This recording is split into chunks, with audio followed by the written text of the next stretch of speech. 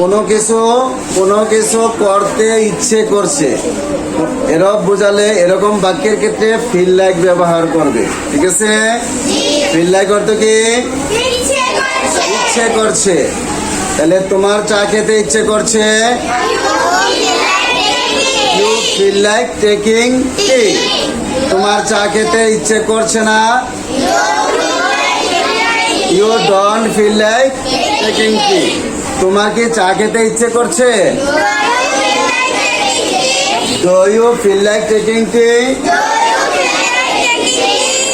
তোমার কি চা খেতে ইচ্ছে করছে না, হ্যাঁ আমার চা খেতে ইচ্ছে করছে। না, আমার চা খেতে ইচ্ছে করছে না। No, I don't feel like taking টি।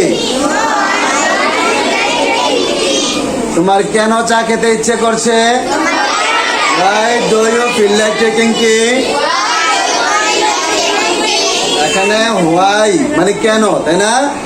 তারপরে বাকিটা অক্সিলারি ভার্ব ডু, তারপরে সাবজেক্ট, তারপরে ফিল লাইক, তারপরে ভার্ব এসেছে আইএনজি। তাহলে why do you feel like taking tea? তোমার কেন চা খেতে ইচ্ছে করছে, তোমার কেন চা খেতে ইচ্ছে করছে না, why don't you feel like taking tea? কার চা খেতে ইচ্ছে করছে, তাহলে who feels like taking tea? কার চা খেতে ইচ্ছে করছে না, who doesn't feel like taking tea? কার কার চা খেতে ইচ্ছে করছে, who feel like taking tea?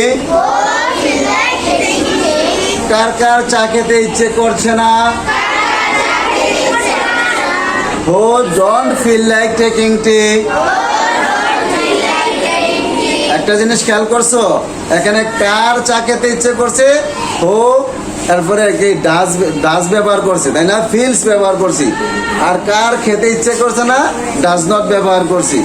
আর কার কার ক্ষেত্রে শুধু ফিল ব্যবহার করছি, ভার্ব শেষে এস নাই।